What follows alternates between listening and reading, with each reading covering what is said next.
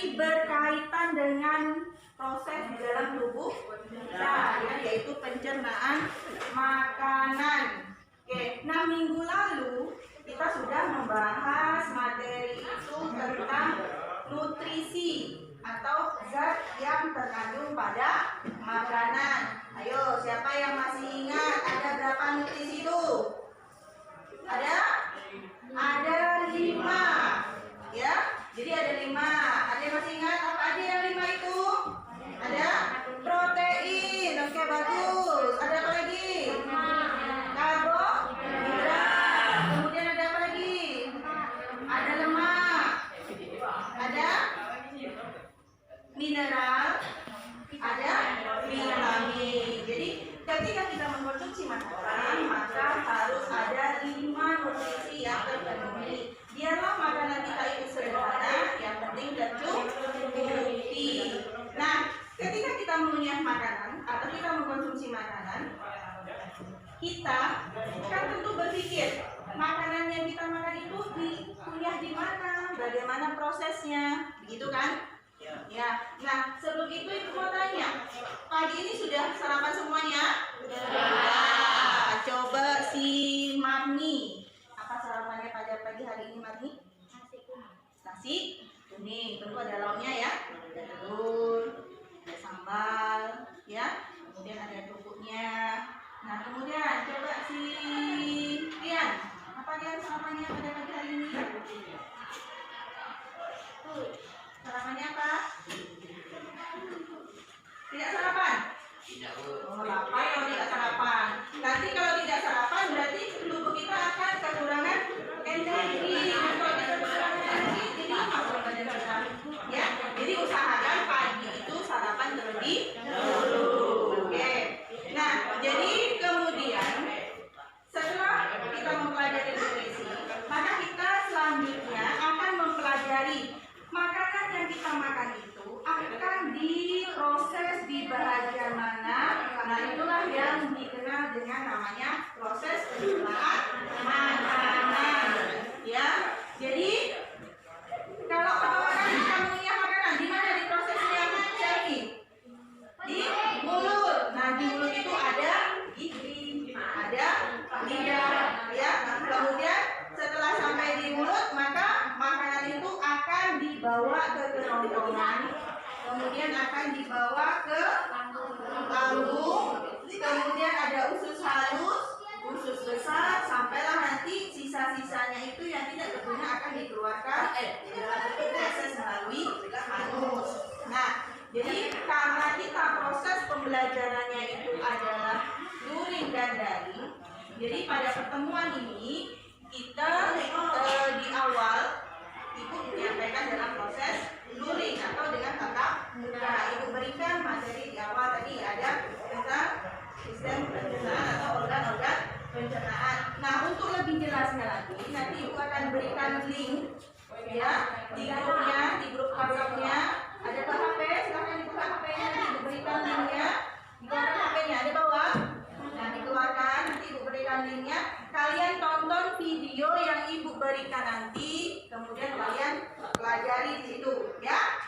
Nah, kemudian kalau ada yang tidak mengerti, kita akan mendiskusikannya di grup WhatsApp nanti, ataupun kalian boleh japri pribadi ke Ibu, atau misalnya kalian menelpon atau miss call, nanti Ibu akan membalas, atau misalnya kalian berdiskusi dengan teman, ya, bisa dipahami. Nah, untuk tugas yang akan kalian kerjakan sudah Ibu buatkan dalam bentuk LKPD. Nanti kalian kerjakan di sini, kemudian dikumpulkan pada saat kita pertemuan selanjutnya.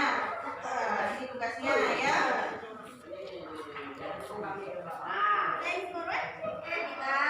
Kita bersihkan. Jadi untuk tugas di rumah, ya, nanti Ibu berikan, kalian tonton video yang Ibu berikan. Kemudian kan di RKPD itu ada pertanyaan-pertanyaan yang harus kalian isi dan harus kalian cobakan. Nah, itulah nanti kalian boleh melakukannya dengan diskusi ataupun secara pribadi. Ada yang mau ditanya? Ada yang mau ditanya?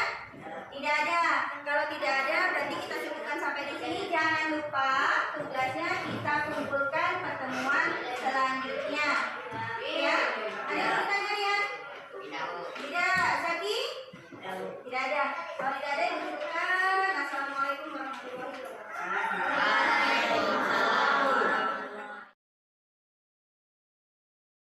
Bertemu lagi kita dengan materi sistem pencernaan manusia. Baiklah anak-anak ibu sekalian, kita akan mempelajari tentang alat-alat pencernaan pada manusia. Jadi alat pencernaan pada manusia itu ada saluran pencernaan dan kelenjar pencernaan. Saluran pencernaan itu terdiri atas organ utama yaitu mulut, kerongkongan, lambung, usus halus, usus besar, dan anus. Sedangkan untuk kelenjar pencernaan itu adalah alat pencernaan yang menghasilkan enzim pencernaan seperti kelenjar ludah, kelenjar lambung, hati, dan pankreas. Pencernaan apa sajakah yang dilakukan di mulut kita? Ketika kita mengunyah makanan pada mulut, nah itu terjadi dua pencernaan, yaitu pencernaan mekanik dan pencernaan kimiawi. Pencernaan mekanik pencernaan kimiawi menggunakan bantuan enzim. Organ pertama yaitu rongga mulut. Nah, di dalam rongga mulut itu terdapat gigi, lidah, kelenjar ludah. Gigi itu ada gigi susu pada anak-anak dan gigi permanen pada orang dewasa. Untuk gigi susu pada anak-anak terdapat 20, sedangkan pada gigi permanen pada orang dewasa terdapat jumlahnya 32. Selanjutnya, makanan yang sudah kita kunyah di rongga mulut dengan menggunakan bantuan enzim dan menggunakan gigi akan diteruskan atau ditelan menuju ke kerongkongan. Nah, pada kerongkongan itu terdapat faring yang merupakan epiglotis, katup pangkal tenggorokan yang menutupi tenggorokan sehingga makanan masuk melalui kerongkongan. Pada kerongkongan ini, makanan yang sudah kita kunyah akan diremas-remas lagi dengan gerak peristaltik. Selanjutnya, makanan yang sudah diremas-remas pada kerongkongan kita telan, kemudian menuju lambung. Nah, pada lambung itu terdapat 3 bagian. Ada bagian atas, kardiak, bagian tengah, fundus, dan bagian bawah, pilorus. Lambung menghasilkan getah lambung yang terdiri atas air, lendir, asam lambung, enzim renin, dan pepsinogen.